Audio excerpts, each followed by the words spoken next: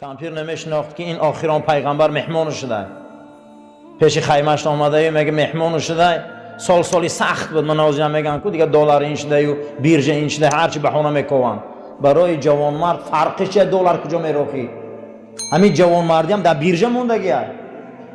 همین جوانمردی هم در دلار پیوسته یوخ. همین جوانمرد اسلامی دین جوانمردای اصلا.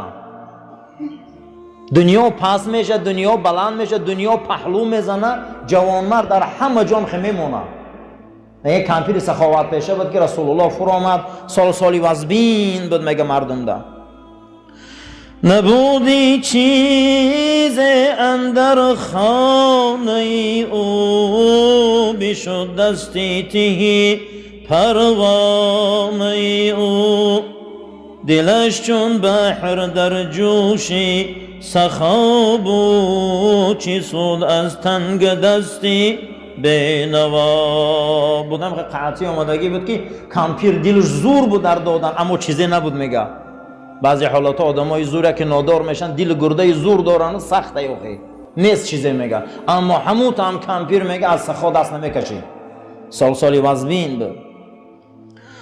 صحابه خواست از وی شیر و خرما، بگوزن به نوایی را سراپا. ابوبکر صدیق آمد گفت خانتان گفت شما شیر یا که خانتان شما خرما داره، شیر و خرما داره خانتان؟ که کمپیر آمده گفت بسیار عذر. سالی وزبین آمده هیچی هم نداریم لکیم، ولی دارم یکی میشی خرابه، زی جوع خشک است و این پیستانی دابه. یک گوسفندی چلاق دارم گفت چند سال قصیر موندگی، گفت دیگه چه گفت شوهرم همشه کو چروندنی برده. اما یک گوسفند داریم هیچی نداره، خراب لاغره، در هم درین قطعا آغل مونده استاده. بگو حضرت بده عزنه بجوشم، بیار آن من زی شیری او بنوشم. جناب پیغمبر که از ظرف بیاره گو من همی گوسپند میجوشم و شیرشخه می نوشم. این کمپیر ساده خندید گو آخی من یک سال دو سال برچه نداره کجا این کارو میکنه و شیر نداره. کمپیر ساده کی میدونه که قطعی آخرون پیغمبر ساده. بگو خواهی تو گر این میشی بشیر، تصدق با تو جانها ای جهانگیر. همین گوسپنده میکنه که خیلی میلش گوی هیچ گم پی صدقا بیاره. رسول الله کشید آن میش را پیش، گرفت از زرع خشکش در کفی خش.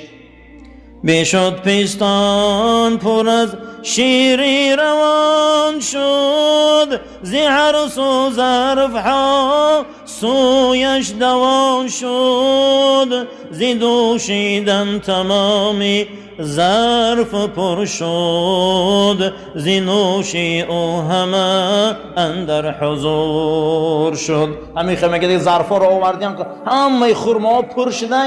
یک گوسپنده که چند ساله برچه نداره. در یک روایت جابر ابن عبدالله میبیاره که پیغمبر خدا جابر گفت که گوشتا تیار شده پخته؟ گفت بله. گفت یک دست بیار. پیغمبر خدا دست دوست میداشتن، یک تا آورد. گفت جابر گفت گوشتا شد؟ گفت بله. گفت دویم دستشم بیار. آوردن. گفت جابر گفت گوشتا تیار شد؟ بله. گفت را گفت با سیم دستشم بیار. رفت میگه دستی دیگه دادری دیگر آمده. گفت جابر گفت تیار شده باشه. گفت یا دستی دیگر بیار. گفت حضرت برای هر گوسفند دو دسته من 3 تا آوردم. گفت نمی پرسیدی 10 بار میرفتی دست بود. این معجزه رسول اکرم است. 3,500 معجزش آشکار است. یکی از اون معجزه ها قرآن عظیم و شان. کی میتونه مثل قرآن بیاره؟ فاتو بسورة من مثله. یا چنین اینا عطینا بیاره. کیهان میبرای اینجا میبرای محتاب راست میگیره، اما چنین یک قل هو الله آورده نمیتونه. یک اکادمی و به قوت های کنی بیاره میگه فاتو بسورتی، یک سوره بیاره من شما را قبول میکنم. پیغمبرم که گفت میگه یک سوره رنگ اینا عطینا بیاره من قبول میکنم. نمیتونم بازارا رسول الله میبندم. 6 سال حضرت درختها را جوشانده میخرن نان نمیوان. مکه ده نمیمونن شگرده. میگه یه سوره رنگ اینا عطاینا بیاره کعبه رو محکمش میکنن. این دشمن همینه یا که زورش نرسد.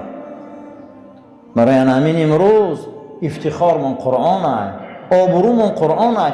تمام اکادمی های دنیا می قزور میزنن چین یا اینا عطاینا آوردن نمیتونن. آخی این همین معجزه احمده. در یک روایت دیگر فرق بین خدا و فرق بین رسول اکرم صلی الله علیه و سلم یعنی می بوده است. یعنی معنی میم همین از عزیزا که ممکن الوجود. معنی ممکن الوجود چیه؟ معنی ممکن الوجود همین است که همور خدا در نام احمد آورده. شاید یه روز باشه یه روز نه، امروز رسول اکرم در بین ما نیست. اما معنی احد همینه که او واجب الوجوده. خداوند واجب الوجوده، او در همه حالت هست. اما رسول الله هم نباشه خدای رسول الله هست. اینه بینین که احمد با احد فرقش یک میم بده. همون میم رسول الله را ممکن الوجود کرد. امروز شاید باشه ممکن باشه فردا نباشه. من بین که 23 سال پیغمبریشان در چی پشت این زمینه با میخ توفیق و ایمان و شهادت و تکبیر زدن و رفتن. ما الحمدلله هممون اهل شهادت و اهل کلمه تکبیریم. این همش ای طفیل رسول اکرمه. مصطفی را گفت آن الطاف حق. مصطفی را گفت آن الطاف حق. تو بمیری و نمیرد این سبق. شبه که در غار حرا اولین آیه مبارکه قرآن سوره اقرا بیا، چقدر در این اقرا گپ بده است، چقدر در داخل این اقرا صحبت بده است. بسم الله الرحمن الرحیم 19 تا حرف آیه مبارکه سوره اقرا همش 19 تا حرف. 19 تا آیات 19 تا بسم الله الرحمن الرحیم حرف. کل قرآن جمع کردیان فقط به 19 تقسیم می شود. هر یک سورش تقسیم کردن یک 19 یا 2 19 یا 6 19. همین خیلی علما تصدیق کردن، تقریبا مثلا جابجاش کردن. اون زمان پیغمبر در علم اریتمتیکی نبود. این معجزه های قرآن های. همون روز جبرائیل امین رسول اکرم آغوش کرده، جقید گو اقرا باسم ربک الذی خلق. بخوان به نام پروردگاری که خلقت کرده، بخوان به نام خدایی که خلقت کرده. طول 1400 سال این خواندن گپ زده است. هیچ کس بفره نمیشه، هیچ کس دل مانده نمیشه. این طفیل رسول اکرم است. مصطفی را گفت آن الطاف حق. همون شب سخت جقید جبرائیل در بیخ گوش جناب پیغمبر گفت آخی گو من عمرم کوتاه، منم انسانم از دنیا میگذرم، اما این دین و آیین چی میشود؟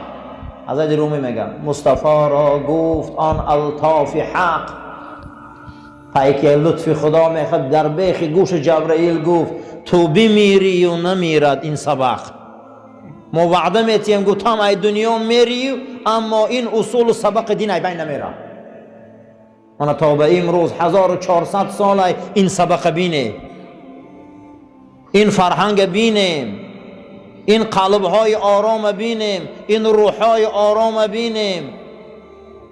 این همش از طفیلی اون ابرمرد تاریخ، بهترین فرزند آدم جناب پیغمبر صلی الله علیه و سلم 1400 سال پیش زندگی کردن.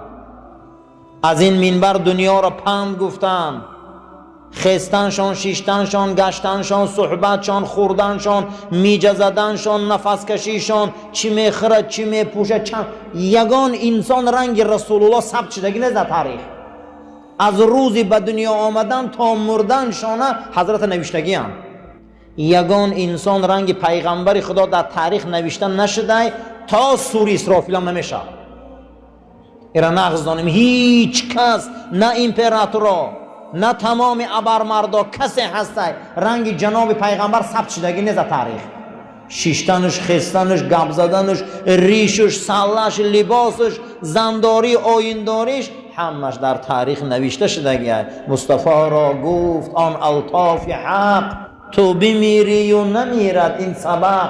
اگر امروز پیغمبر را باور نمیکنن، سنتش باور نمیکنن، تصدیقش نمیکنن، هر آینه قفاش نمیروند، قبولش نمیکنن، لیکن تاریخ تا نگاه کنن که هیچ محل خودش رد کنن، میل کاری که در تاریخ کرده او را هیچ که رد کرده نمیتونه، برای که مهر در پیشانه تاریخ زد که فراموش نمیشود، خودش قبول نمیکنن. اما رفتار و کردار و تاریخ و شریعت و منبر و محراب و قرآن، این نسلی که از اون نکاح به دنیا آمده، این را کسی رد کرده نمیتونه، که رد میکنه.